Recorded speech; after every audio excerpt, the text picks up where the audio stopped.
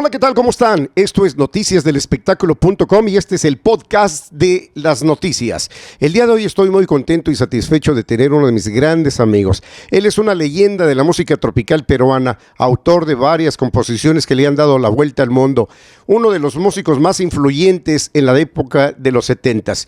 Él, con su guitarra eléctrica, logró hacer un movimiento musical que hasta la fecha miles y miles de músicos copian de él. Bueno, pues para mí es una satisfacción muy grande tener al maestro José Luis Carvalho, una leyenda de la música peruana, y no nada más de la música peruana, una leyenda de la música.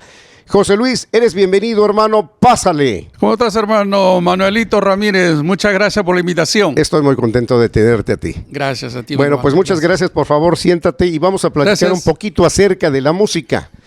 Déjenme decirles que este señor es el culpable de que muchos de ustedes canten y bailen ciertas canciones. Por ejemplo, una canción que él compuso en los años 70, Ven mi amor, ha sido regrabada por cantidad de grupos musicales. Él, de la música clásica, entró al rock y posteriormente inventó un estilo de música en el Perú, la chicha.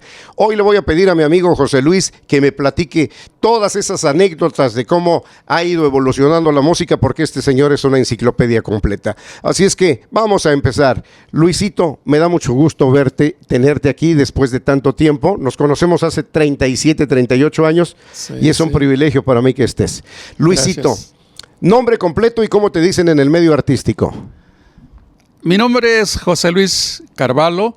Y pues he tenido muchos cambios de seudónimos, ¿cómo le llaman? ¿No? En mi país le dicen chapas. ¿Cómo le dicen en México? Apodos. Un apodo, ¿no? También en Perú apodo. Sí, desde comienzo me llamaron Mota, me llamaron, ¿cómo mi nombre? Oye, José Luis también. Y últimamente pues yo Luca. Sí. Bueno, ahora dime, ¿en dónde naciste, José Luis? Nací en la ciudad más, como dicen en México, más fresa. En Perú le diríamos los pitucos, en San Isidro, pegadito nomás a Miraflores, otra distrito chic también, muy de level muy alto de toda la gente que de dinero. Y pues por motivos ya de familiares, ¿no? A los 6 años pasé a otros distritos, a otros lugares ya cada vez más bajos. Nací en Lima, Perú, en la capital, ¿no? Oye, Luis, ahora quiero, para los que nos están viendo, entiendan quién eres tan importante. ¿Cuál fue tu primer contacto en la música? ¿Y tú sabías desde joven o desde niño o adolescente que ibas a ser músico? No. A pesar que tengo familia, que mi familia es del norte del Perú por parte de mi madre, tenían orquesta en esa época, pero nunca me imaginé ser músico, nunca se me vino por la cabeza. Lo que pasó es que tengo otros hermanos que son mayores, y el hermano mayor que yo, Wilbur, que es su nombre, fue muy rockero, mucho rock, y tenía amigos en Miraflores con los cuales entablaba muchos cambios de discos, y esos amigos pues viajaban y acá a Estados Unidos o a Inglaterra y traían LPs de esa época, ¿no? Y traían la música underground, que yo ni siquiera en la radio no se escuchaba eso. En el Perú no había rock. Lo que llamaban era nueva ola, las imitaciones que hacían los grupos mexicanos en esa época, ¿no? ¿Te acuerdas cuando recién empezaba Acosta? Los Locos del Ritmo, los Tintados, todos esos, sí. Ya. Entonces el Perú se llamaba nueva ola, no había rock. Pero lo que yo escuchaba en casa por esos discos que mi hermano traía, pues era música underground, de los grupos principales, de los grupos pioneros, como por ejemplo Led Zeppelin, por ejemplo Black Sabbath, The Cream, un grupo que me influenció mucho. También escuchaba a Jimi Hendrix en esa época. Estamos hablando del año 66, 67 más o menos, ¿no? Y ya posteriormente, pues otros grupos más conocidos que los que salieron de Woodstock, por ejemplo, ¿no? Tinger After, el mismo Carlos Santana, etcétera, etcétera. Entonces de ahí mi hermano, como ponía un tocadisco de unos pequeñitos nomás, y escuchaba todo ese tipo de música todo el día y ya se me quedó la música underground para mí, ¿no? Y mucho me gustó hasta el extremo que me gustaba esa canción muy popular de The Cream, donde tocaba Eric Clapton, Sunshine of My Love, ¿no? Muy buena canción, claro que sí. Pues yo decidí formar un grupo, una agrupación. En esa época yo tenía pues 15 años, 16 años. Todavía estaba estudiando mi educación secundaria en Perú y con muchos amigos de ahí, de mi barrio y que iban a la escuela junto conmigo, pues decidimos hacer una agrupación musical y tocar rock. Tocaba mucho rock, ¿no? Pero también pues ya estaba influenciado por la música de mis padres que al mediodía sintonizaban una estación donde pasaba música norteña, ¿no? Como marineras, valses, etcétera. Y en las mañanas, como los vecinos, me acuerdo que en esa época pues vivía en un lugar donde vivían muchos provincianos que venían de la sierra, de la selva, Lima. En esa época fue la gran migración que venían mucha gente de las provincias hacia Lima a querer superarse, pues. Y ellos escuchaban su música folclórica, pues el huayno y tantas variaciones que hay, ¿no? Como el huaylas, etcétera, etcétera. Y escuchaba pues Picaflor de los Andes, Pastorita Guaracina, todos esos conjuntos o cantantes folclóricos. Y por intermedio de mis padres escuchaba música rock y por mi gusto escuchaba rock, ¿no? Y también pues en esa época recién salía la música o llegaba por el Callao y se difundía mucho en las radios la música salsa de la Fania All Star en los 70s y toda esa mezcolanza que había pues se lo tenía aquí en la cabeza, ¿no? Así fue mi iniciación dentro de la música, porque mi hermano también trajo una guitarra a la casa y yo no sabía qué hacer con la guitarra ni cómo se tocaba, pero mi hermano quería aprender y todo, yo lo veía y un día agarré la guitarra y comencé pues a chapalear, como se dice ahí, y sacaba melodías de que yo escuchaba en la red, lo sacaba, ¿no? Se me hacía muy fácil y ahí descubrí pues que tenía bastante oído y podía retener también esas cualidades musicales, ¿no? Rapidísimo sacaba yo eso. Y así aprendí a tocar guitarra y así fue como me decido a hacer una agrupación musical imitando a este grupo inglés, The Cream. Y le puse el nombre de la Nueva Crema al grupo, ¿no? Así es que tú eres el creador en Perú de la Nueva Crema. Tú lo fundaste, lo hiciste. Así es, exactamente. Fue en los inicios de la música. Con unos amigos en la Ciudad de Dios, en San Juan de Miraflores, un distrito muy popular en el Cono Sur, y pues tocábamos solamente música rock, porque acuérdate que yo comencé tocando música rock nada más en esa época que le llamaban música underground, y pues no tocaba otro tipo de música. Ya posteriormente, cuando termino mis estudios, comencé a aprender la música tropical. Así es que tu primer contacto con un instrumento fue a los 15, 16 años y fue la guitarra. 15 años más 15 o menos, años. Sí. Ahora platícame, diste pues varios pasos porque tú eres músico clásico, tocas la guitarra clásica. Buena pregunta, ¿por qué me meto a estudiar guitarra clásica? No es una gran diferencia con el rock y con la música tropical. Sencillamente porque en esa época que comenzaba yo a tocar el rock, yo me creía pues muy sabiondo, como dice en México, muy chingón, ¿no? Que ya tocaba pues con mi grupo, pues, ¿no? Y sacaba los solos así a mi oído nada más y como sea, pero yo sentía que estaba bien, ¿no? Y como muchos amigos también bailaban y decían, oh sí, está muy bien, estás tocando bien. Bueno, resulta que un día mi hermano siempre traía revistas de Argentina, una revista muy popular para los rockeros en esa época que se llamaba Pelo. Una revista muy popular, donde venían pues las historias o las anécdotas de los diferentes grupos musicales de Argentina y también del mundo, entre ellos pues los músicos de Inglaterra y aquí de Estados Unidos. Y entonces vi una transcripción, que ahora sé que es una transcripción de música, de una de las canciones, vi el título y dije, oh, esta canción yo la toco, y era la transcripción del solo, de la melodía de la guitarra, ¿no? En el intermedio.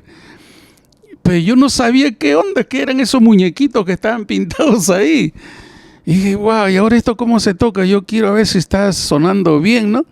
Lo que yo tocaba, porque yo tocaba esa canción, por el nombre sabía que era la canción que yo tocaba, pero por los muñequitos que estaban dibujados ahí yo no sabía que si estaba bien o mal lo que yo tocaba. Entonces se me metió en la cabeza y dije, ¿cómo se aprende esto? ¿Cómo se lee? ¿Cómo se toca esto que está aquí en mi guitarra, no? Pasó el tiempo y me seguí metiendo más en la música, pero en esa época pues yo tocaba rock. Me encontré con un amigo y unos amigos más que tocaban música popular, tropical en esa época, ¿no? Lo que llamaban guaracha. No existía la cumbia ni la chicha, ¿eh? ¿Cierto? Era música tropical y así registrábamos las canciones en los 70s. Era más una copia sino que se escuchaba mucha música. Nosotros hemos sido muy influenciados por la música cubana. ¿Sí? Acuérdate de esa época, la guaracha, el son montuno y tantas variaciones más o géneros que hay por allá, inclusive los boleros, ¿no? Los compadres, el trío Los Compadres, el Ine Reutilio, la Sonora Matancera y tantísimos grupos más de esa época. Y también pues esa influencia que hemos tenido de Venezuela. Estaba de moda un arpista que se llamaba ¿Blanco? Hugo Blanco y su arpa viajera. Muy conocidísimo y también inclusive llegó a Perú a tocar y uno lo admiraba mucho por las canciones buenas que tenía, muy bailables. Y algo de música colombiana también, pero más nos influenció la música cubana. Bueno, es que la música cubana tiene pues un lugar predominante en la evolución de la música latina. Sí. Y se debe mucho a que en el cine, cuando filmaban las películas en México, metían gente de Colombia, de Ecuador, de Venezuela, y entonces ese clásico cine de gente que bailaba en los clubs y el son sí, y la sí, rumba. Y, así es sí, que sí. todos hemos sido influenciados por ese estilo de música muy agradable. Luis, pero ahora quiero que expliques esta pregunta que no entiendo exactamente cómo formularla. Porque del rock, de lo clásico, cuando empiezas a tocar la música tropical, la cumbia, no empezaste a tocar nada más con la guitarra, como lo hacían todos los demás. Tú empezaste a implementar efectos, pedales. Sí. Tú hiciste básicamente un estilo de música que influenció a una gran cantidad de músicos. Es muy importante. ¿Lo pensaste hacer a propósito? Sí. ¿Lo tenías diseñado? Sí lo pensé mucho. En esa época, cuando yo me meto más a la música tropical, fue cuando yo tuve muchas necesidades económicas. Acuérdate que tenía, pues, yo terminé a los 18 años mi secundario, y a los 18, 19 uno comienza a enamorarse, a tener una noviecita por aquí, necesitas otra guitarra mejor que tu otro amigo que tiene una mejor guitarra, y comienzas a vestirte mejor y se necesita dinero. Pues yo no trabajaba, y ¿qué es lo que estaba haciendo? Solamente con el rock. Yo dije, con el rock o lo clásico, ¿a dónde voy a ir? ¿No? ¿Quién me va a escuchar? Entonces tenía muchos amigos y me hice muchos amigos de que tocaban, músicos que tocaban, interpretaban y habían grabado inclusive, ya tocaban en las grandes ligas de grupos grandes que tocaban música tropical. Entonces me pegaba con ellos y así fui aprendiendo también la música tropical, practicando día y noche y también estudiando. En ese tiempo, pues me acuerdo pagar mis exámenes de la guitarra clásica, ¿no?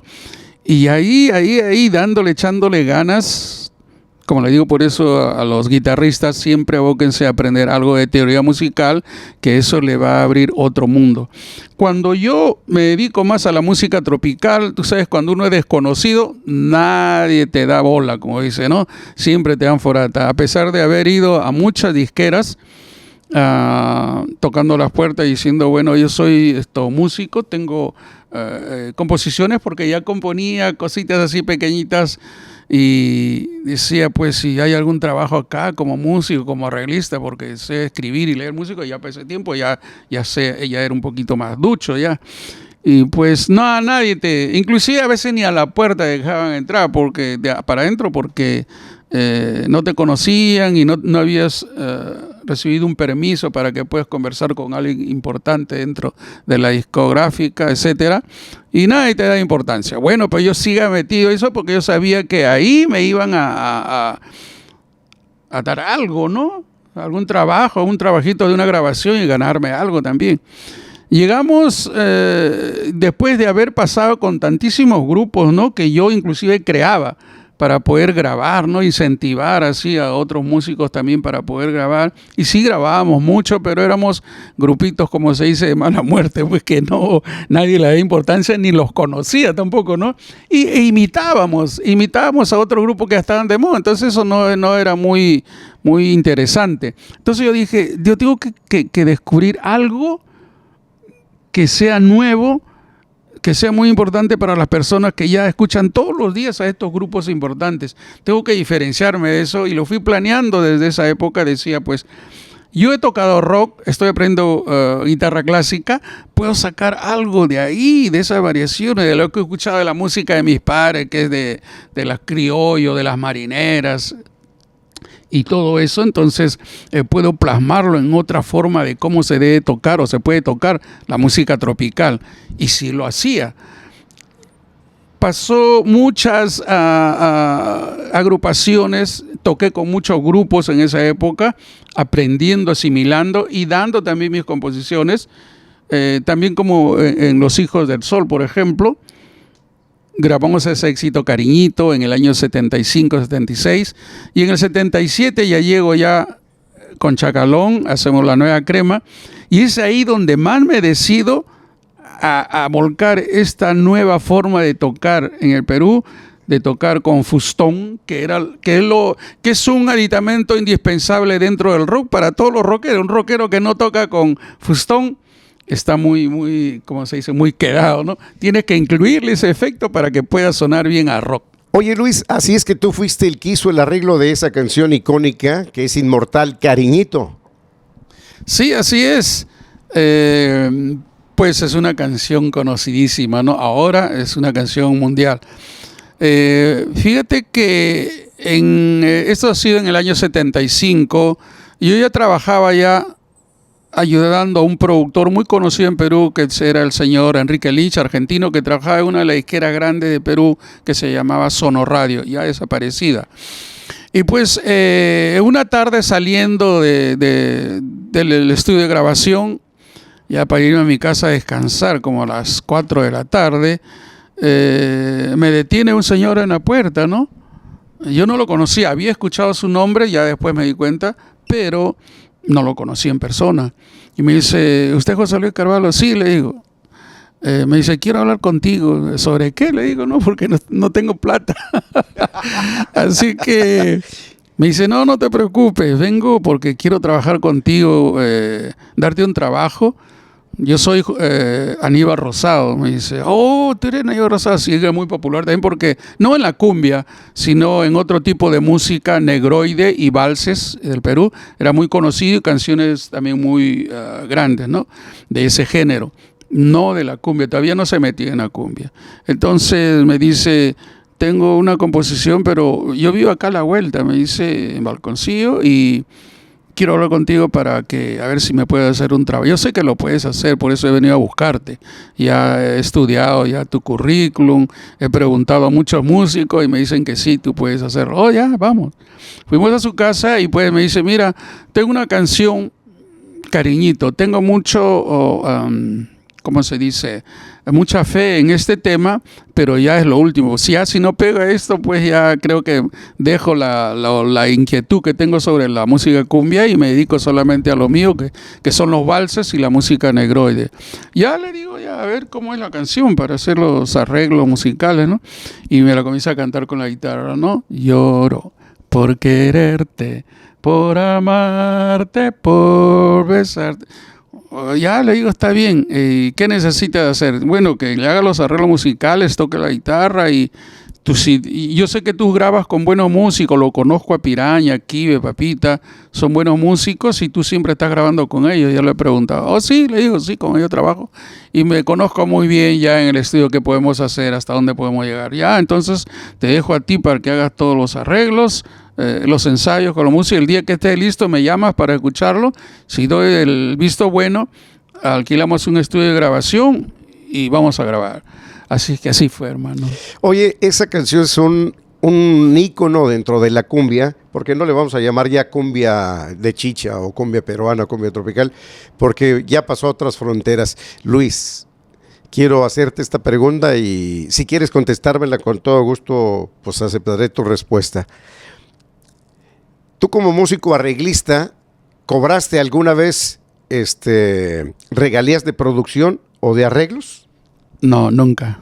Nunca he cobrado nada. Solamente lo único que cobré fue pues esto. Y no con papel firmado. Simplemente en esa época pues nos pagaban. Y yo también como recién empezaba pues que alguien me venga a buscar, ¿no? Sin yo haberle pedido consideración, hey, pásame la voz. No. Él vino a buscarme y tuvo mucha confianza en mí, en dejarme ese proyecto para trabajarlo.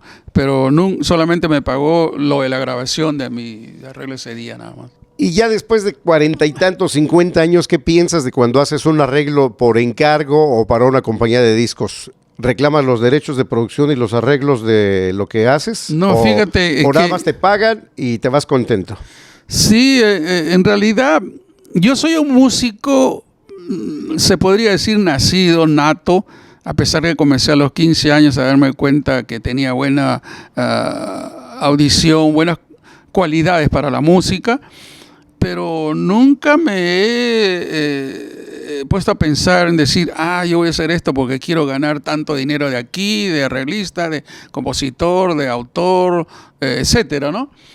No, nunca me he puesto en ese plan. Más mi mente ha estado metida en los arreglos, en cosas nuevas, en fusiones, ¿no? En eso estaba metido. Yo que te conozco de tantísimos años, sé cómo eres una persona muy noble, pero en el mercado discográfico y las grandes corporaciones de compañías de discos no piensan así. Sí. El abuso hacia los músicos siempre ha sido grande. Tú has grabado una cantidad de canciones impresionantes. En mi experiencia, pues en algunos momentos yo ni sabía que eras tampoco, hasta que empecé a darme cuenta de que había gente que vivía extraordinariamente bien y ni siquiera eran músicos. Reclamaban sus derechos de ejecución, de publishing, de producción, de cantidad, y ni siquiera habían participado en la grabación. Así es que, ¿tú qué le recomiendas a los jóvenes que ahora quieren empezar a hacer arreglos? ¿Qué es lo que tienen que proteger ellos? Pues que se inmiscuyan mucho, no solamente en la producción, no vaya a pasar lo que me pasó a mí, ¿no? Y bueno, pero ahora sí ya conozco muchos detalles sobre eso, que es un publishing, que es una editora, que es una casa de derechos autorales que hay en todos los países, etcétera, etcétera. Uno tiene que estar muy metido en eso porque es la única forma en que uno puede cobrar sus derechos que le corresponden. Y no que a uno lo vivan, como se dice, ¿no? Porque tú tienes muchos derechos en esto de la música. Si tú no tienes estos derechos no vas a sobrevivir, y así es lo que está pasando y lo que ha pasado conmigo también. Y ahora quiero que me des tu opinión acerca de la tecnología, de la inteligencia artificial, donde existen algunas plataformas donde nada más le cantas un poquito y te hace el arreglo como tú quieras. ¿Qué piensas de eso? Permíteme continuar. Eso yo considero que él está haciendo daño a muchos músicos porque ya no necesitan ir a estudiar, ya no necesitan saber cómo se construye una canción y en qué tono están. Nada más le dan así, salen así. Y como el mercado en la actualidad de la música es muy corto porque una canción dura meses y se va y vámonos y la otra, ¿qué piensas de la inteligencia artificial? Yo doy clases de música personalmente, ya no voy a las escuelas a dar clases porque pues me conviene más los músicos y darle personalmente a los músicos. Y ellos me dicen, maestro, hay mucho, y ya han bajado, maestro, ya todos van por el YouTube, van por la inteligencia artificial, y yo conozco a muchos amigos ya que son compositores y tienen su grupo y han grabado, tienen buenas grabaciones, pero lo han hecho con AI, ¿no? La inteligencia artificial. Yo le digo, sí, es muy bueno. Y esto también va para todos, para que investiguen mucho sobre qué es la inteligencia artificial y cómo puede ayudar o puede ser negativo también para muchos músicos. en este caso los que se van a dedicar a la música. Es muy importante porque la tecnología va avanzando, así como por ejemplo en la época que salió el MIDI, ¿te acuerdas? En todos los sintetizadores que hay. Y pues ya no debería llevar ya 5 o 6 teclados que antes en los videos antiguos se ven, ¿no? Las agrupaciones que llevan cuántos sintetizadores cargados ahí, ¿no? Ahora iban con sus módulos nomás, ahora inclusive hay, vas con tu computadora, con tu laptop nada más y la pones conectas y por intermedio del Wi-Fi ya tienes todos los sonidos, colores, sabores que quieras de diferentes sintetizadores hasta antiguos, que lo puedes tener en eso, ¿no? Pero tienes que conocer, tienes que investigar, tienes que meterte a fondo y saber trabajar. Es igual lo que está pasando ahora con la AI, porque si tú no te metes en la tecnología nueva, no vas a poder sacarle provecho. Además, es una mentira de que creas de que porque tú pusiste una letra nada más ahí y la inteligencia artificial te sacó toda la canción ya grabada y muy bien, la voz afinada. Tú le dices simplemente yo quiero esto, género tropical, quiero que sea con trompetas y trombones, congas, timbales, güiro, guacharaca, los bongo, la cascarita y también los cencerros o los woodblock también. Que sea así tipo colombiano y la voz de mujer, que cante una mujer, ¿no? Con chorus también, ok. La inteligencia artificial te lo saca en menos de 1 minuto y esa canción tú crees que es tuya, no va a ser tuya. Ahora recién se están legislando aquí en los lugares donde están los senadores, diputados, viendo esto de inteligencia artificial y lo han parado porque hay mucho pan que rebanar todavía con esto de los derechos de musical, no solamente de la música, sino también del cine, ¿eh? Ahora con tu imagen y con tu voz pueden hacer una película, ¿eh? Ahora con tu voz de la grabación o tu estilo de tocar guitarra, pueden sacar una composición y piensan que eres tú, pero no eres tú, ni el cantante tampoco. Todo es hecho con inteligencia artificial. Y esos derechos no son tuyos, pues son derechos que se puede cobrar la inteligencia artificial. ¿Quiénes son dueños de ellos? Vamos a ver todavía, porque hay muchas cosas que se están legislando a favor del músico y a favor de la inteligencia artificial. Ahora, el que no está metido en esto, pues va a tener muchas pérdidas porque cree que la inteligencia artificial ya te ayuda y va a ser para ti, pero no es así, hermano, ¿eh? Fíjate que recién hablé con uno de los miembros de los Grammys y estuvimos hablando de la tecnología y cómo ellos manejan el Grammy americano y el Latin Grammy, y salió la pregunta de ¿y la inteligencia artificial? ¿Y qué crees que me dijo? Que están legislando para aceptar canciones con la inteligencia artificial, que aunque no son válidas como músicos y como autoría de arreglos, sí van a tener un premio especial. Así es que están legislando. Yo sinceramente espero que no suceda, porque es música fake, pero bueno, pues está el pleito ahorita bien grande. Así es que, pues así es la situación. Pues sí, entonces el que no está metido, inmiscuido o averiguar todo lo que respecta a la inteligencia artificial y cómo te va a ayudar, pues entonces hay que ponerse pilas porque si no uno se va a quedar en la época de la carreta, ¿no? Como digo, el que estudia va a adelantarse, va a estar por encima de lo demás. Además, no crean que la inteligencia artificial va a hacer todo por ti, son solamente detalles que te pueden ayudar, pero tú tienes que sacar provecho de eso, así como sacamos provecho del sistema MIDI, así como sacamos provecho de la guitarra con sintetizador, qué sé yo, tanta versión, así como sacaron provecho los drummers con el doble pedal también, etcétera, etcétera, ¿no?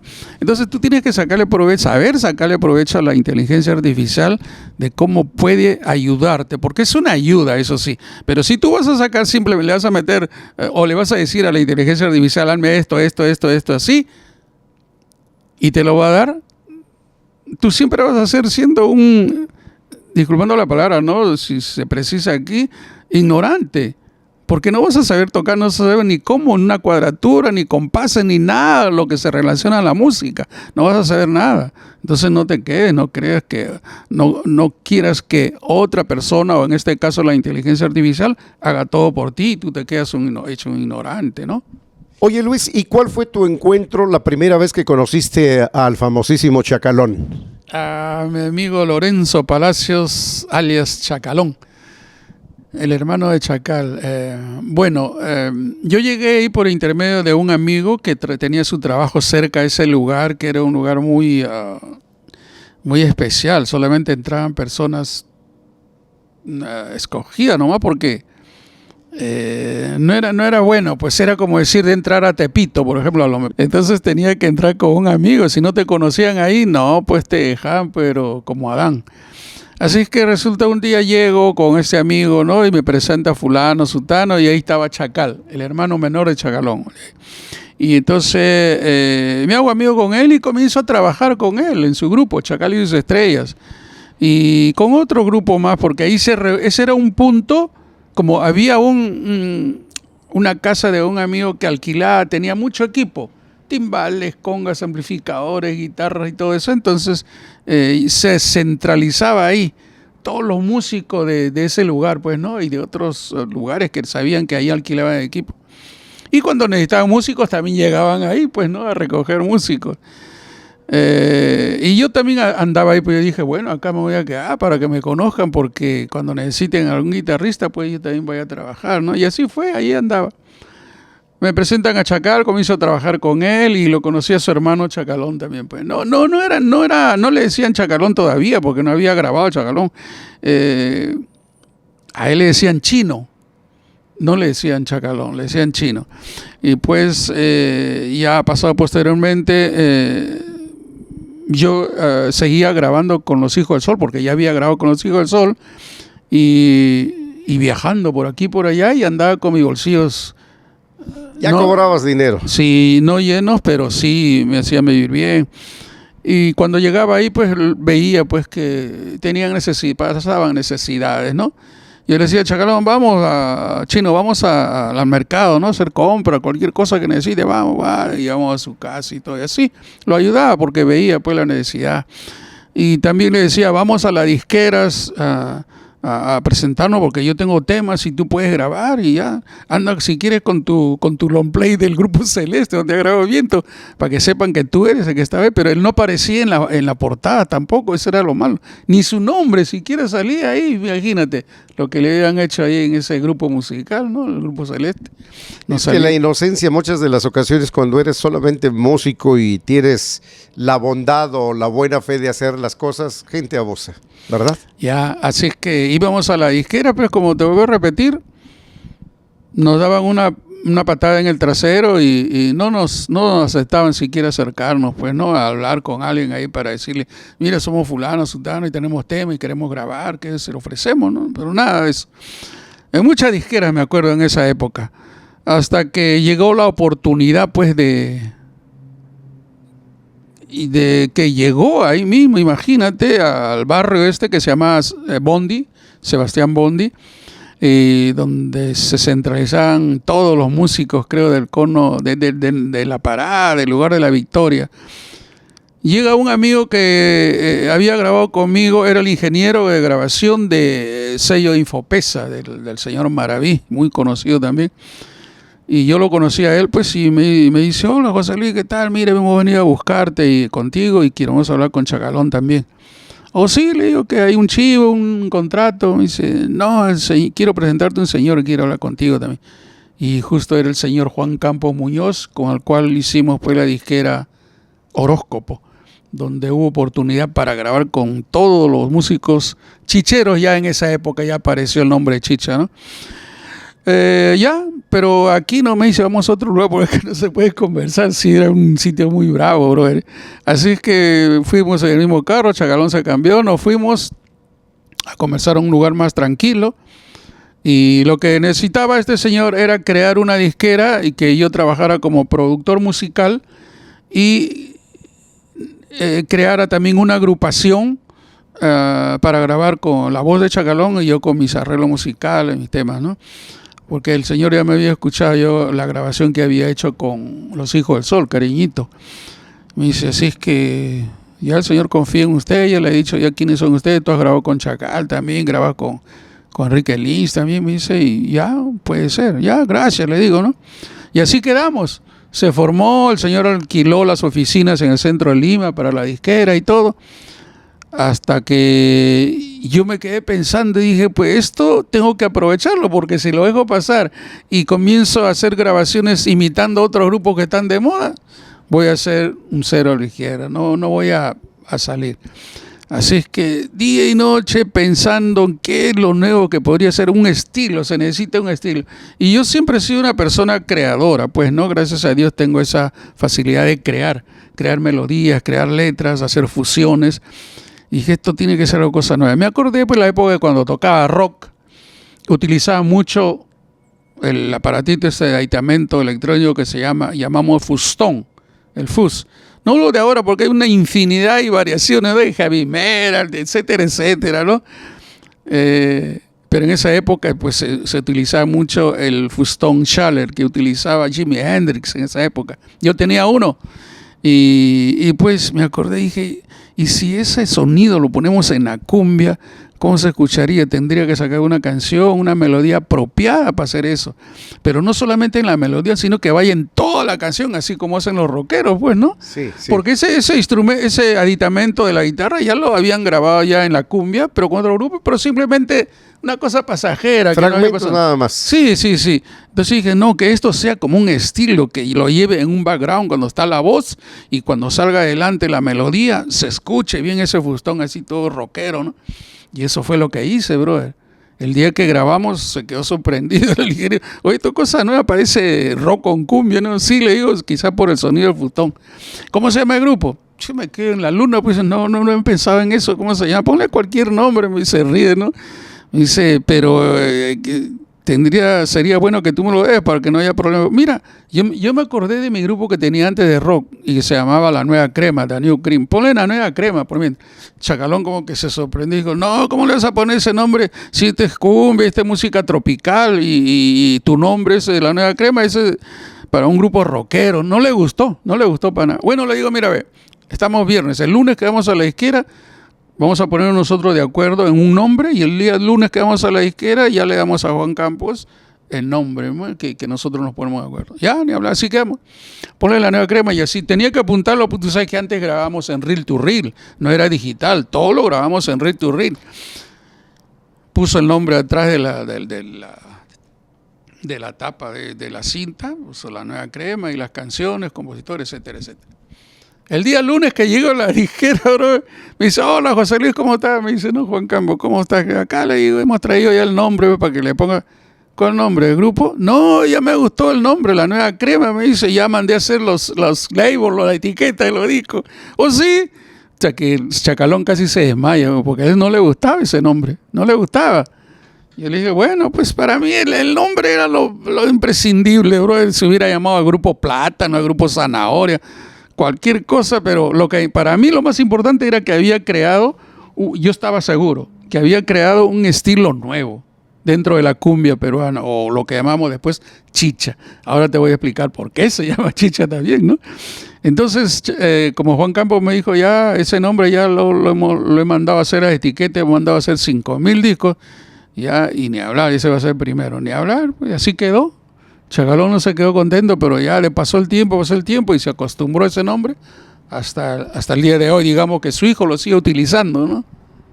Oye, Luis, y ahora la pregunta es, ¿por qué se llama chicha?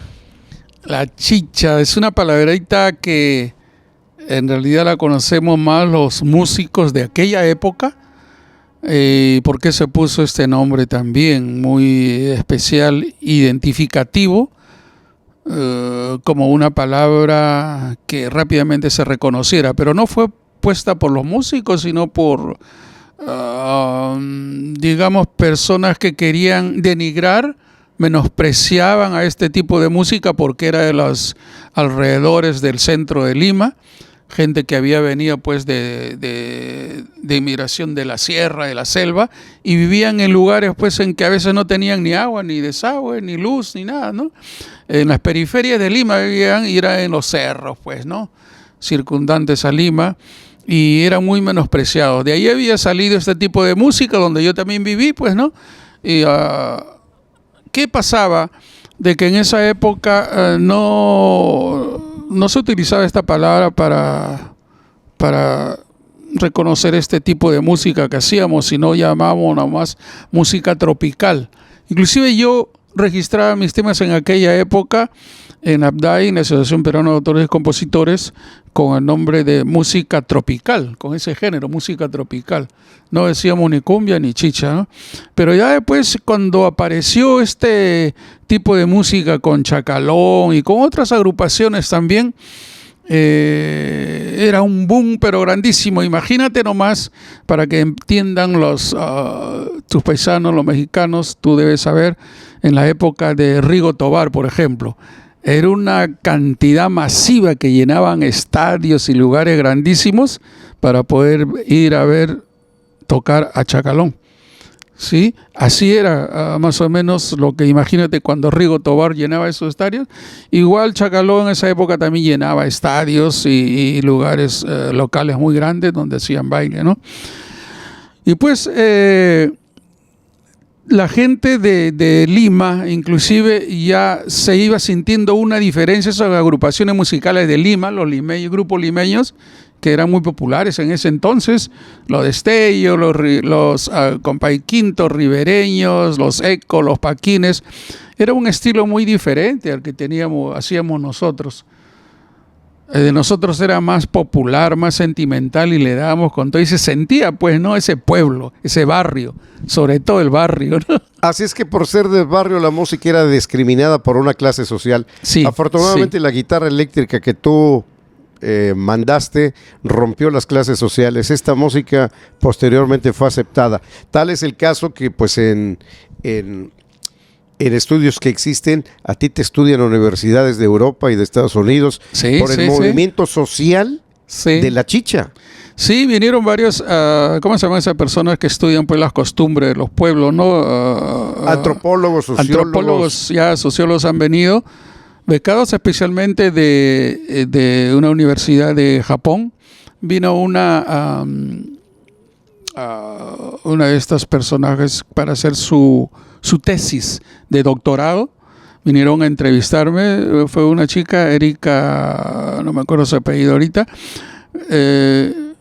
vino a entrevistarme por varios días, brother, ¿no? A conversar sobre este movimiento de la chicha. Lo que pasaba era esto, mira cómo es, ¿no? Nosotros en el Perú tenemos mucha, no afinidad, sino muchos familiares japoneses, como chinos también. Por mi apellido de mi mamá, yo soy Nunura, es chino. Pero en esta casa es japonesa. Hay muchos japoneses también en Perú. Resulta de que ella estudiaba, esta chica Erika Rossi, estudiaba en una universidad, Mitsubatucha, algo así se llama esa universidad. Y había estado averiguando por esto de la música, porque le llamó la atención cuando ella había llegado a Perú a hacer algunos estudios que ella necesitaba para su tesis también. Y pues ya conocía Lima, conocía lógicamente la música también que se hacía en los barrios, quizás que había visitado, ¿no? Entonces se metió eso en la cabeza y quería hacer su tesis sobre este tipo de música. Quiero preguntarte algo, ya que calculaste precisamente cómo iba a ser el sonido de la Nueva Crema, ¿pensaste alguna vez que ibas a influir en miles y miles de músicos? No, fíjate que yo lo único que quería era hacer algo diferente para hacer algo especial y la gente se fijara nada más en eso, pero que muchas personas que me iban a seguir no lo creía, y ahora es cierto eso. Yo sé que tú eres muy humilde, que eres muy buena persona. Yo platicando con músicos de otras latitudes, cuando sale el comentario de la cumbia, me explican, oye, bueno, no me explican, me preguntan para que les explique cómo se denominan la cumbia y simplemente le digo, es un género que nace en el norte de Colombia y que influyó a otros países. Pero un movimiento muy importante dentro de este movimiento de la cumbia fue Perú, la chicha, movimiento social, movimiento que discriminaran las clases altas. Lo mismo que pasó en México. En México, digamos que en 1952, cuando un grupo que se llamaba Los Xochimilcas empezaron a grabar canciones que la denominación era porro, como La Rajita de Canela o Ven a bailar quinceañera. Todos decían que era de música de nacos. Mencionaste a Rigo Tobar y decían es que es música de nacos, es música horrible. Ajá. Pero cuando ya un artista tiene el éxito como Chacalón o como Rigo Tobar, rompen las barreras sociales y Sí, entonces eso fue.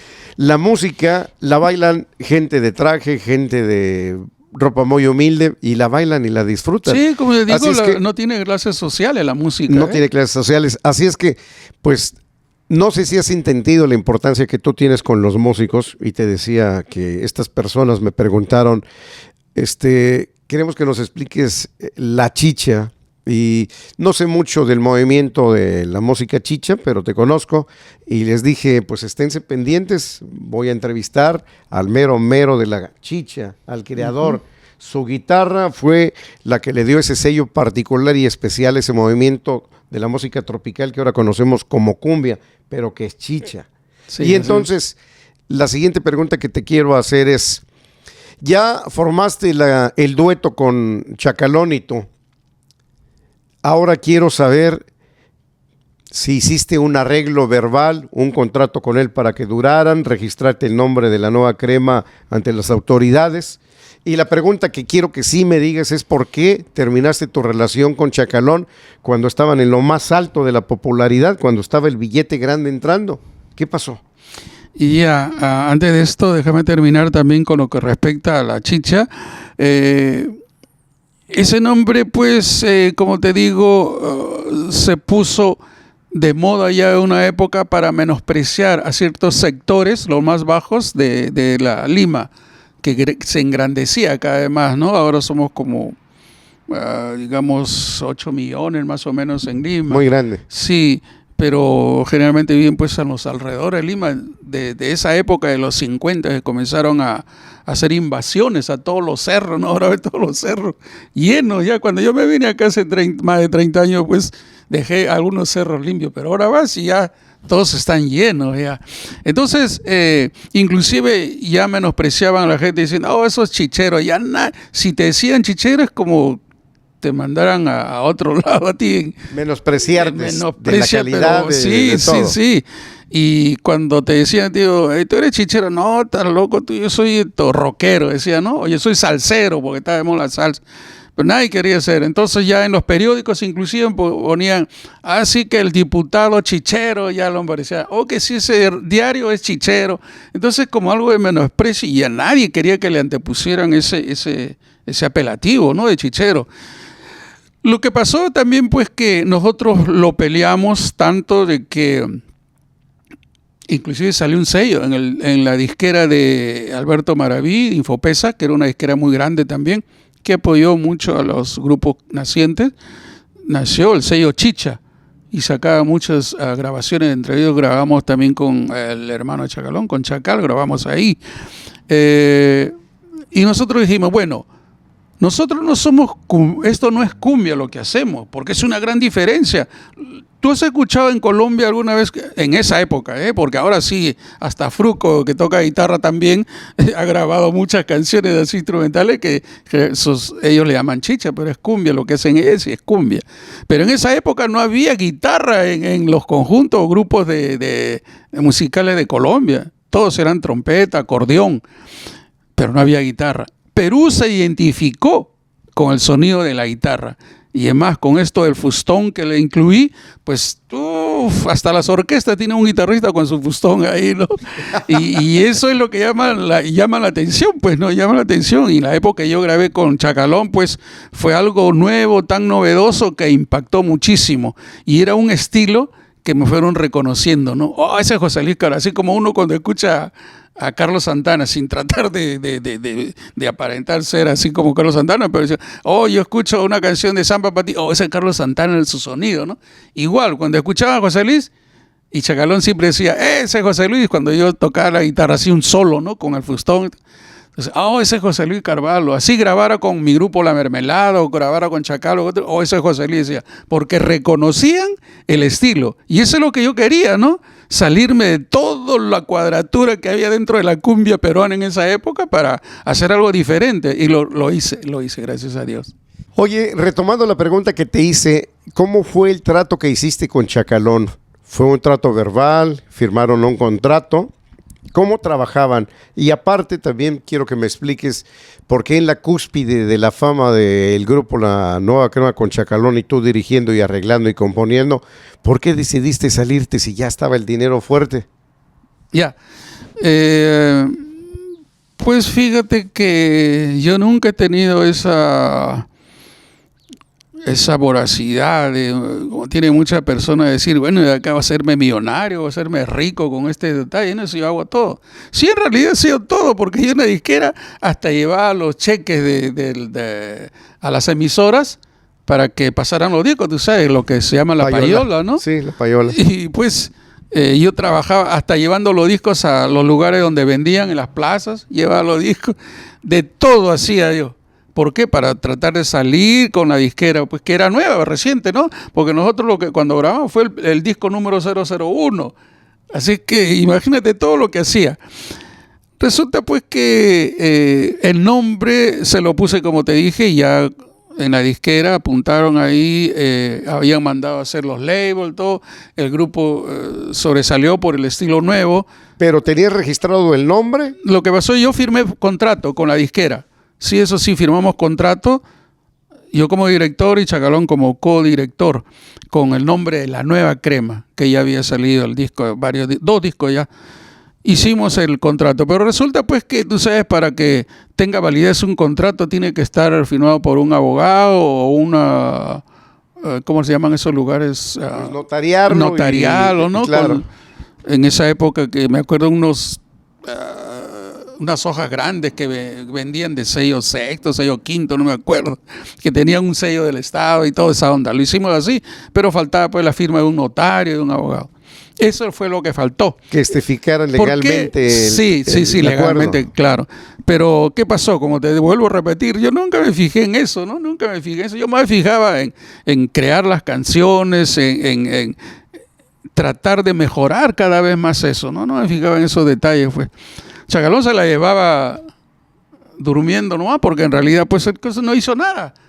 Yo era el que ensayaba, practicaba, traía las canciones nuevas, buscaba los contratos, iba a las radios, a las disqueras para llevar las payolas, los cheques que pagábamos a los que hacían la lista de los que iban a pasar en la radio y todo eso, y nuestras canciones que iban a pasar, que iban saliendo también. Pero pues nunca vi otra cosa, me imaginaba y voy a ganar dinero con esto ni este otro, ¿no? Eso fue lo que sucedió y hasta ahora. Entonces, ¿cómo me salgo yo de esa unión que había con Chacalón? Resulta de que antes de grabar yo le dije a Chacalón, conversamos primero, le digo, ¿sabes qué? Vamos a hacer una agrupación en que vamos a grabar con los mejores músicos con los que yo siempre grabo. He grabado Cariñito con ellos, he grabado este éxito, esto, y han dado buenos resultados porque se escucha bien la percusión, bien el bajo, y la guitarra mía con tu voz, y vamos a estar bien ahí. Pero con ellos son los que ya, inclusive había hablado con los músicos de esto, ¿no? Que vamos a hacer una agrupación, La Nueva Crema, que estamos haciendo con Chacalón. Él dijo, ya, aceptó. En esa época yo estaba trabajando con los Hijos del Sol todavía en viajes. Ellos tenían viajes, pero cualquier cantidad. Pero ya en esa época iban bajando. Yo le dije, Chacalón, cuando ya baje esto, ya yo sé que van a ser un par de meses o más, ya vamos a ensayar con los demás muchachos. Oh, ya, me dijo. Pero por mientras, pues, agarra unos músicos que hay por ahí por el barrio, llévalos con el nombre de La Nueva Crema y ya con ellos trabaja, ¿no? Y eso fue lo que hizo. Comenzó a agarrar contratos y se llevaba a los chibolos y le daba una propina y él se quedaba con todo, ¿no? Entonces llega el momento de pasado ya 2 meses, 3 meses y le digo, Chacalón, ya vamos a hacer la agrupación con los músicos, ya los hablaba, vamos a quedar para tal día. No, me dice, ya no, ya porque ya estoy trabajando con ellos y trabajo bien, pero si habíamos acordado, ¿cómo vas a ponerte al lado de los Destellos, los Mirlos, los Secos, que están en una buena presentación, buenos músicos, bien afiatados, con unos músicos que recién empiezan, con tu nombre vas a quedar mal, le digo, porque en el disco van a escuchar una cosa y en vivo es otra cosa, le digo, mala. Habíamos quedado en esto, me dice, sí, pero ya no. Yo no le insistí, ¿no? Yo entre mí dije, pero ¿qué pasa con este pata? Que si yo hago la letra, la música, los arreglos, los ensayos, la publicidad, hago todo. Y este simplemente viene a cantar y me está diciendo que ya no, ya. Como diciéndome, no, si quieres salte de acá y ya, se acabó, ¿no? Pues, ¿qué pasó? Entonces yo dije, pues bueno, me voy a salir, solamente tengo que participarle esto a Juan Campos, porque él era el dueño del grupo en realidad. Él es el que está afrontando con el dinero, él era el productor general, como se dice, el que apoya todo económicamente. Así es que le dije, ¿sabes qué? Juan Campos pasa esto, le digo. Me dice, llámalo a Chacalón para que... Llama a su sobrino, tráiganlo a Chacalón como sea acá, quiero hablar acá que está con José Luis Carvalho, me ha dicho esto. Así que lo trajeron a Chacalón. Y lo que pasa, Chacalón, que ya no quiere trabajar con José Luis, ¿tú sabes qué es eso? Ustedes tienen un contrato firmado y saben que ustedes están empezando acá. Y ahora si comienzan así, esto no va a funcionar. No, lo que pasa es que yo ya estoy trabajando con unos muchachos ahí y me va bien esto. Pero José Luis, ¿cómo le vas a comparar a un músico que recién empieza con José Luis Carvalho? Él ha hecho todo, dice. Son sus canciones, su estilo. Él hace todo acá por la agrupación. No, pues ya bueno que ingrese, pero que vamos a las salsas que la toque él. En ese tiempo se tocaba salsa porque estaba de moda la Fania All Star en esa época de los 70. Que traiga un tres cubano y se ponga a tocar también. Yo le dije, ¿qué? ¿Tú vas a dar órdenes? ¿Tú me vas a dar órdenes a mí de que haga lo que tú quieres? Le digo, no, Juancito, le digo. Juan Campos, le digo, Chacalón está mal, le digo. Él no me puede dar indicaciones musicales a él porque él no es músico, le digo. Él no es músico. Yo sí. Si me dice, sí, tiene razón. Entonces, ¿qué es lo que piensa? Pues no, pues yo me voy a ir nada más. Yo voy a hacer otra agrupación y se acabó, le digo, porque...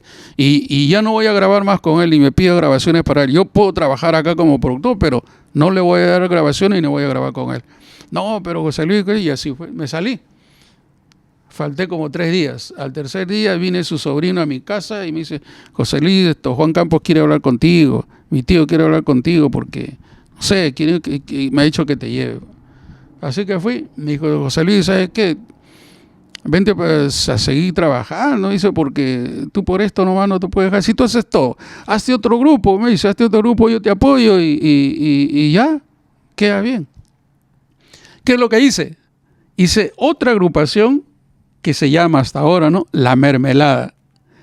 El mismo estilo, porque era mi estilo, los mismos músicos que grabamos con ellos, los mismos músicos, y el cantante, su hermano de Chacalón. A Chacal le hablé y es el mejor cantante.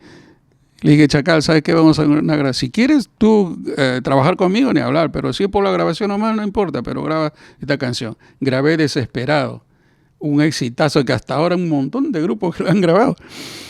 Y le gustó a Juan Campos también. Y muchos, cuando salió el disco, muchos decían, hey, ese grupo, perdón, ese grupo nuevo que ha salido está imitándolo a La Nueva Crema, Chacalón. No sabían pues que yo era el mismo que había producido también La Nueva Crema con Chacalón, ¿no? Y hasta ahora fue así, bro. Bueno, a Chacalón le dejaste uno de los éxitos más grandes, yo creo que el más grande que él tuvo, una composición tuya, una cumbia inmortal. Sí, hay Ven, varias. Mi amor. Esa canción la han grabado muchísimos lugares. Como también Lágrimas de Amor, por ejemplo. Muchísimo. Como también El Pasado, Mi Pueblito, Amor Ideal. Sufrir y Llorar, ¿para qué? También es un golazo. Hay muchas canciones. Son las primeras que grabé con él, pero acuérdate que yo cuando me salí solo habíamos grabado 2:45. ¿Por qué aparecen más canciones mías con Chacalón? Simplemente porque me insistió tanto Juan Campos, que era tenía una gran amistad con mi su familia. Me dice, José Luis, por favor, tienes que darle más temas a Chacalón. No, le digo, ya no trabajo con él, no, pero llegó un momento en que yo necesitaba dinero. Tú sabes que a veces cuando uno necesita dinero, mete la pata, ¿no? Sí. Así es que me convenció y me dice, te voy a dar tanto, acepta, sí. No, dame alguito más. Ya, me puso más, ya, ok, está bien, ahora sí. Voy a ver cuántos temas. Dale todas las canciones que tengan, no seas malo, le digo. Voy a grabar 2 canciones más. Y así fue, pues grabé más canciones. Así es que esa fue la historia, no hubo contrato, no hubo un arreglo de derechos para ti. Contrato sí hubo, porque yo tengo el contrato, ¿no? Como te digo, pero no estaba notariado, pues. Ese es el problema. Así es que realmente el que se llevó las ganancias económicas fue Chacalón. Sí, para mí no era muy importante eso, bro, porque yo decía, pues en realidad yo sabía de dónde venía él, ¿no? Era una persona muy humilde y que necesitaba. Claro. Para mí, yo tengo ese gusto en mi interior, en mi corazón, que yo haya ayudado a una persona y que hasta ahora su hijo y su familia estén ganándose la vida con eso, ¿no? Oye, Luis, y ahora dime, a través de las décadas, después de que pues realmente hiciste el movimiento de la chicha, ¿cómo ves la cumbia actual en Perú? Tengo mi apreciación muy clara sobre cómo está la cumbia, digamos, no está tan buena ahorita, ¿no? Pero antes de esto quiero explicarte que ahora sí hay muchas agrupaciones y grandes, que se están dejando, están dejándose ya llevar por este nombre que antes era menospreciado, que es la chicha. Acuérdate que este apelativo pues se creó como una forma de denigrar a la música que hacían los grupos de barrio, ¿no? Pero ahora sí, yo estuve tocando, bueno, no hace poco, ya hace unos años atrás, con el grupo Bareto, un grupo de Miraflores, de un distrito muy chic, digamos, muy fresa, como dicen en México, que vino acá a Los Ángeles y toqué con ellos la canción Cariñito. Y me dio sorpresa de que todas sus canciones que habían tocaban esa noche eran puras canciones chichas que tocábamos con los grupos musicales de esa época, ¿no? Y decía, wow, ¿hasta dónde se metió la chicha ahora, no? Así es que hay muchas agrupaciones como Los Mirlos, por ejemplo, ¿no? Los Mirlos que han llegado a Coachella. O la cumbia de Los Mirlos, sí. Sí, han llegado a Coachella con agrupaciones grandes y me dio sorpresa que tocando la ansa de Los Mirlos, la cumbia de los pajaritos, sí, como es conocida en esa canción es peruana, muchos no saben que es peruana. De hecho, en México les hicieron hace algún tiempo un homenaje por toda la cantidad de años que tienen. Sí, muchísimos años. Y sí me acuerdo porque te platico, allá en eso de los 70s, no era muy bien vista la cumbia. Era de nacos. Sí. Ahora se ponen a tocar el tiqui, tiqui, tin, tin, tin. Todos se paran y gritan y bailan y se enloquecen. Hasta con los músicos americanos, ¿sí?, que solamente tocan rock, jazz y blues, brother. Ellos me llaman ahí para tocar sus presentaciones de esta música que le llaman chicha, ¿no? Y ellos están muy absortos porque pues en realidad se quedan admirados. ¿Cómo es posible que este tipo, no es género musical, es una variación, un estilo de la cumbia, pero no colombiana? Porque acuérdate que esto lo hice, cuando recién empezamos, lo hice ver como si fuera la música de la salsa, que tiene una variación de ritmos adentro. En la chicha también es igual. Yo como músico, como arreglista, yo sé que en ciertas partes yo puse algo de rock, algo de guaracha, algo de rumba, algo de son, un montuno, o breaks de rock también. Entonces todos esos detalles le llaman la atención a los gringos, ¿no? Dicen, este es un híbrido. Sí, en realidad es un híbrido, pues es una conglomeración de diferentes ritmos, como se dice en la salsa, para que se escuche así, de esa forma, de esa manera, ¿no? Entonces, ha llegado esto ya al extremo de que los mismos peruanos se están dando cuenta, hay muchos no, especialmente los de Lima, los músicos de Lima, los limeños de los capitalinos, dicen, no, ¿cómo vas a llamar chicha? Chicha, tú sabes que son los chicheros de barrio, por allá, eso es fe, esa música de naco, de pobres, ¿no? De delincuentes, de lumpen. Pero la mayoría de agrupaciones y músicos saben que hay una auge bien grande, no solamente en el Perú, sino en el extranjero. No solamente aquí en Estados Unidos, México, Centroamérica, sino hasta en Europa, que están sonando canciones. Mira, por ejemplo, la canción Eres muy bonita, pero mentirosa, peruana, sí, que ha pegado en todo. Escucha esta canción, por ejemplo, Enfermera. Escucha Colegiala. Escucha la limeña, que los colombianos le pusieron las caleñas. Y los salvadoreños, linda salvadoreña. Salvadoreña tan linda. Bueno, tantísimas canciones que hay, bro, de peruanas sin que nadie sabía que eran peruanas. Pensaban que eran todas colombianas porque la había grabado Icardi o el otro Pastor López, que lo habían grabado, habían puesto 2 trompetitas y ya era una sonora que esa canción era colombiana. Hasta hace poco, Dua Lipa, una cantante pop, se fue a Perú a cantar. Y cantó Cariñito. Sí. Y habían colombianos que lloraban porque recién conocían de que esa canción pensaban que era colombiana. No, pero era peruana. Sí. Imagínate. No, a mí me queda muy claro que Perú fue un país muy importante en la aportación de canciones que son inmortales dentro de la cumbia. Entonces, a través del tiempo y con los músicos, ya lo dijiste, los músicos americanos o los morenos, siempre preguntan, oye, ¿y ese ritmo cómo es? A ver, explícame, escríbelo. Y escribo cómo es el piano, el bajo, la batería, todo eso, y se emocionan. Así es que yo creo que tú tienes que estar muy orgulloso. Gracias. Y los músicos que estuvieron contigo en esa época y el pueblo peruano tiene que estar muy orgulloso de tu persona, porque tú no eres cualquier persona. Pero o sea, fíjate, hermano, tú eres una leyenda en la música peruana. Pero como te dicen, uno no es profeta en su tierra, hermano, porque en Perú, bien rayado, ahorita ni se acuerdan ni me conocen allá. Tú sabes que siempre en los barrios, en las ciudades, o la canción que esté de moda, siempre preguntan, ¿quién canta, ¿Quién canta? Entonces solamente saben al cantante, pero nadie dice, ¿quién hizo los arreglos? ¿Quién grabó esa guitarra? No, nadie dice eso, salvo que sea un guitarrista, ¿no? Y quiera aprender quién grabó la guitarra ahí, pero la mayoría dice, ¿quién canta nada más? No te preguntan quién hizo los arreglos o la grabación. Eso es lo malo que hay en este tipo de música, pues. Oye, Luis, ya estamos a punto de finalizar esta entrevista, lo cual te agradezco mucho tu tiempo. Sé que todos en algún momento vamos a partir, vamos a dejar, pues, este mundo, pero antes de que te vayas y que yo me vaya y a ti, ¿qué te gustaría hacer para que estés completamente satisfecho y que digas, pues pasé por la tierra, hice mi música, pero para finalizar, ¿qué te gustaría para que estés completamente satisfecho antes de irte? Bueno, es una buena pregunta que a veces uno no lo piensa, ¿no? Pero sí sabe que en algún momento de la vida uno se va a ir porque nadie es eterno en esta vida.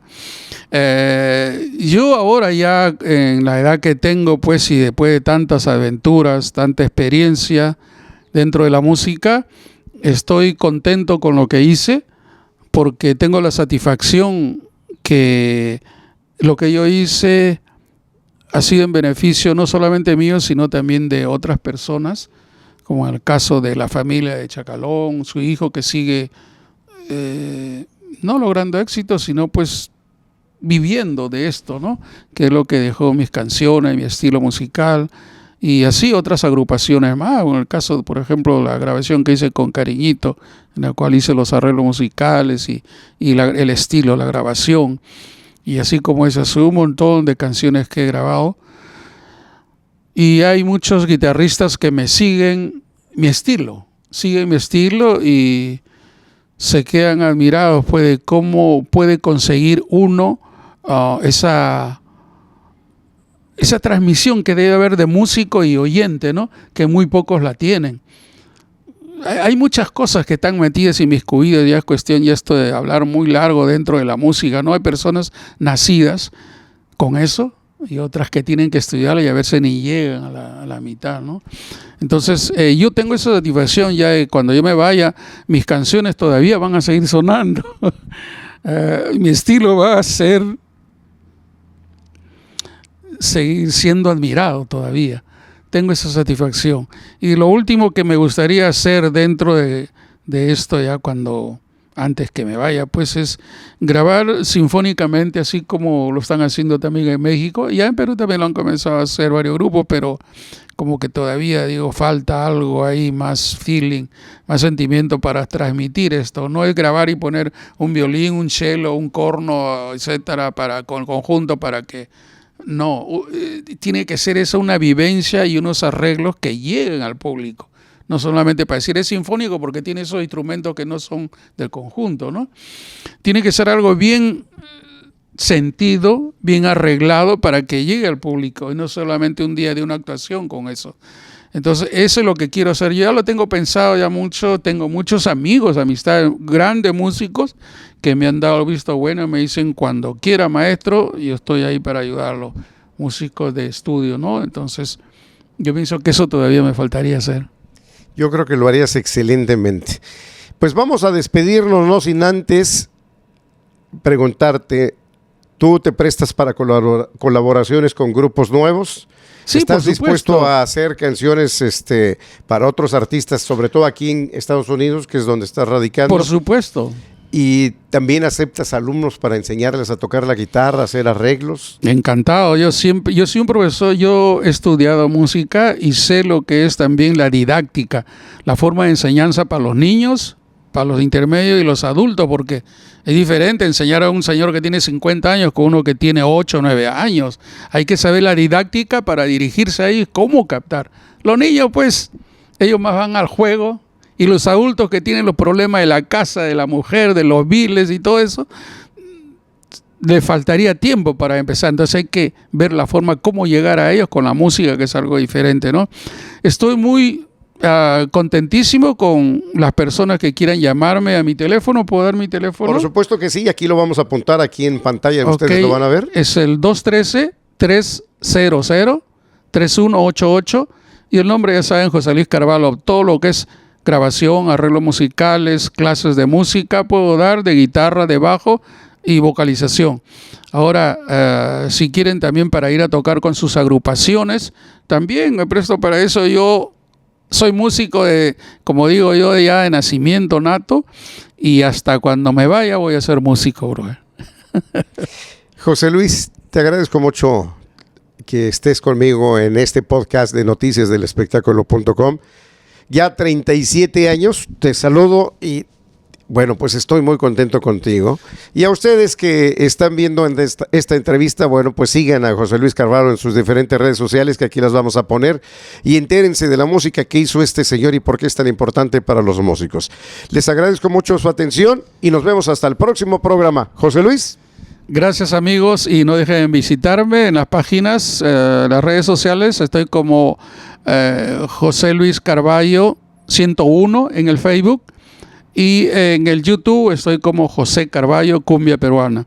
Por si acaso, si quieren visitar y ver parte de mi historia, algunos de los éxitos grandes que he grabado con diferentes agrupaciones, y lo que sigo haciendo ahora con Joe Luca Band, que es una nueva agrupación que he hecho también aquí en Estados Unidos, ya incluyendo trompetas, trombones, piano, con el grupo musical, con los instrumentos del grupo musical chichero o cumbiambero, como quieran llamarlo, ¿ok?